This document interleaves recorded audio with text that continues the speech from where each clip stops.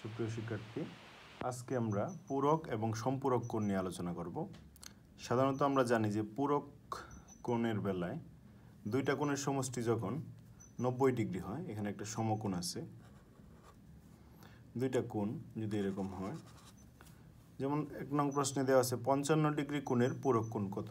যদি একটা কোণ 55 ডিগ্রি হয়, তাহলে দুইটা কোণের সমষ্টি যেহেতু, যে কোনো কোণের পূরক কোণ যখন জিজ্ঞেস করবে তখন আমরা শুধু 90 ডিগ্রি থেকে ওই কোণটা আমরা বিয়োগ করলেই আমরা পূরক কোণের মানটা পাবো।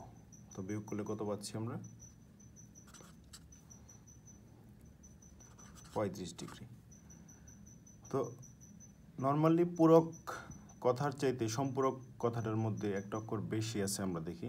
তার মানে সম্পূরকের বেলায় অবশ্যই 180 ডিগ্রি এবং পূরকের বেলায় এক সমকোণ বা 90 ডিগ্রি আমরা বিবেচনা করব। তো 2 নং প্রশ্নে আছে একটি কোণের মান তার পূরক কোণের মানের অর্ধেকের সমান, কোণটির মান কত? একটি কোণের মান তার পূরক কোণের মানের অর্ধেকের সমান। যদি আমরা পূরক কোণটার মান যদি ধরি 2x, পূরক কোণটার মান যদি ধরি 2x, তাহলে ওই কোণটার মান কত হবে? ওই কোণটি হবে কত? x, যেহেতু কি অর্ধেকের সমান, তার মানে কি 2x এর চাইতে এই xটা কি অর্ধেক। একটি কোণের মান, এই কোণটা হচ্ছে x, তার পূরক কোণের অর্ধেক। আমরা পূরক কোণটা ধরলাম 2x, তাহলে ওই কোণটা হবে x সমান। তো কোণটির মান কত? আমরা জানি কি একটা কোণ এবং তার পূরক কোণ যদি আমরা যোগ করি তাহলে পাবো আমরা 90 ডিগ্রি। কারণ আমরা পূরক কোণের সংজ্ঞাতেই আমরা জানি দুইটি কোণের সমষ্টির মান যদি 90 ডিগ্রি হয় তাহলে তাকে আমরা পূরক কোণ বলবো। সুতরাং 3x = 90 ডিগ্রি। সুতরাং কোণটার মান হচ্ছে 30 ডিগ্রি। 3 নং প্রশ্নে আছে একটি কোণ তার পূরক কোণের অপেক্ষা 24 ডিগ্রি বেশি হলে কোণটির মান কত? যদি আমরা পূরক কোণ ধরি x, পূরক কোণ যদি x ধরি তাহলে ওই কোণটি কত?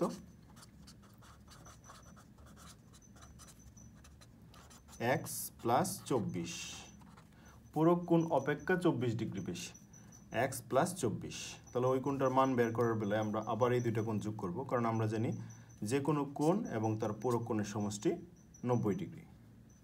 যে কোনো কোণের মান পাইলাম আমরা x + 24 degree plus x = 90 degree. 2x =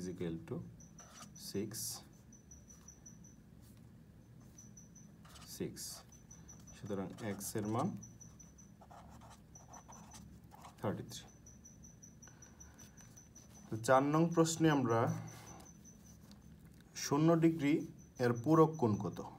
আমরা জানি যে কোনো কোণের পূরক কোণ বের করতে বললেই আমরা 90 ডিগ্রি থেকে ওই কোণটা বিয়োগ করব। 90 ডিগ্রি থেকে 0 ডিগ্রি কোণ বিয়োগ করলে আমরা কত পাই?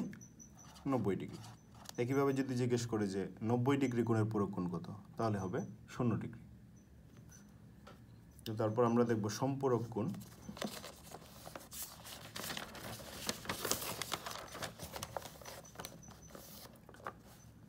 আসলে আমরা যদি একটা সরল রেখা টানি তাহলে ওই সরল রেখার ভিতরে আমরা একটা কোণ পাই, এটা হচ্ছে 180 ডিগ্রি কোণ।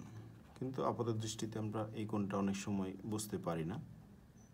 আসলে এখানে দুই পাশে দুইটা কোণ, দুইটা সমকোণ আছে, এই পাশে একটা সমকোণ এবং এই পাশে একটা সমকোণ, এবং এই দুইটা সমকোণ মিলে হয় কি একটা সম্পূরক কোণ। অর্থাৎ দুইটা কোণের সমষ্টি যদি 180 ডিগ্রি হয় তাহলে একটা কোণকে অপর একটা কোণের সম্পূরক কোণ বলবো।